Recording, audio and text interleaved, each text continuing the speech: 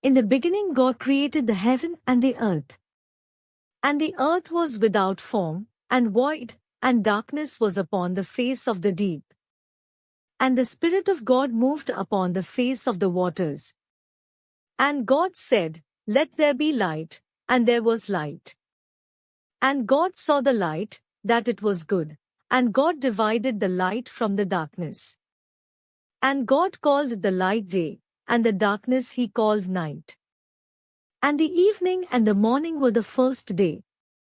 And God said, "Let there be a firmament in the midst of the waters, and let it divide the waters from the waters." And God made the firmament, and divided the waters which were under the firmament from the waters which were above the firmament, and it was so. And God called the firmament heaven. And the evening and the morning were the second day. And God said, "Let the waters under the heaven be gathered together unto one place, and let the dry land appear." And it was so. And God called the dry land earth, and the gathering together of the waters called he seas, and God saw that it was good. And God said, "Let the earth bring forth grass, the herb yielding seed, and the fruit tree yielding fruit after his kind, whose seed is in itself, upon the earth," and it was so.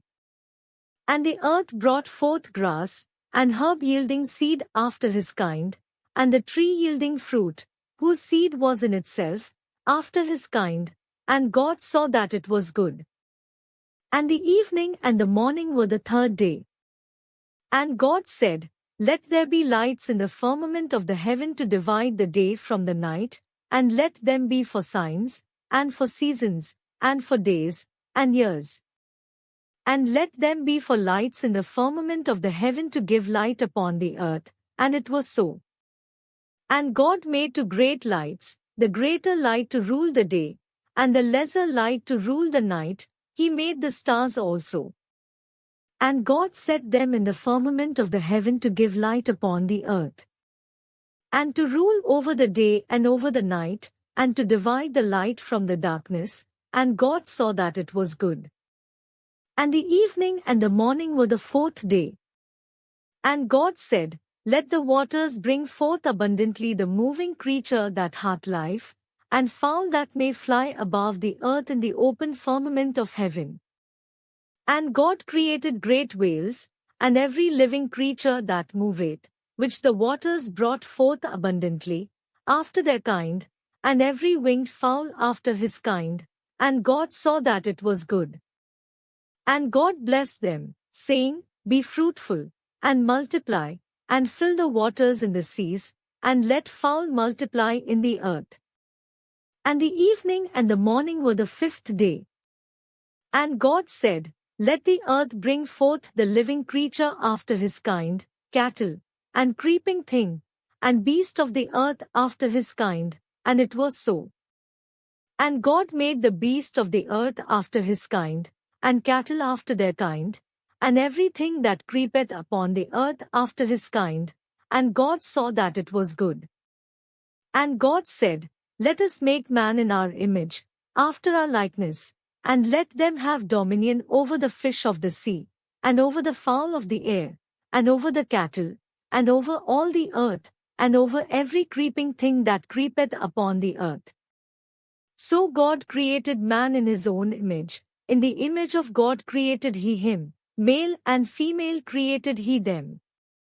And God blessed them, and God said unto them, "Be fruitful, and multiply, and replenish the earth, and subdue it, and have dominion over the fish of the sea, and over the fowl of the air, and over every living thing that moveth upon the earth." And God said, "Behold, I have given you every herb-bearing seed, which is upon the face of all the earth, and every tree, in the which is the fruit of a tree yielding seed, to you it shall be for meat. And to every beast of the earth, and to every fowl of the air, and to everything that creepeth upon the earth, wherein there is life, I have given every green herb for meat." And it was so. And God saw everything that he had made, and, behold, it was very good. And the evening and the morning were the sixth day. Thus the heavens and the earth were finished, and all the host of them. And on the seventh day God ended his work which he had made, and he rested on the seventh day from all his work which he had made. And God blessed the seventh day, and sanctified it, because that in it he had rested from all his work which God created and made. These are the generations of the heavens and of the earth when they were created, in the day that the Lord God made the earth and the heavens. And every plant of the field before it was in the earth, and every herb of the field before it grew, for the Lord God had not caused it to rain upon the earth, and there was not a man to till the ground. But there went up a mist from the earth, and watered the whole face of the ground. And the Lord God formed man of the dust of the ground, and breathed into his nostrils the breath of life, and man became a living soul. And the Lord God planted a garden eastward in Eden, and there he put the man whom he had formed. And out of the ground made the Lord God to grow every tree that is pleasant to the sight, and good for food, the tree of life also in the midst of the garden, and the tree of knowledge of good and evil. And a river went out of Eden to water the garden, and from thence it was parted, and became into four heads. The name of the first is Pison, that is it which compasseth the whole land of Havilah, where there is gold. And the gold of that land is good, there is bdellium and the onyx stone. And the name of the second river is Gihon, the same is it that compasseth the whole land of Ethiopia. And the name of the third river is Hiddekel, that is it which goeth toward the east of Assyria. And the fourth river is Euphrates. And the Lord God took the man, and put him into the garden of Eden to dress it, and to keep it. And the Lord God commanded the man, saying, Of every tree of the garden thou mayst freely eat.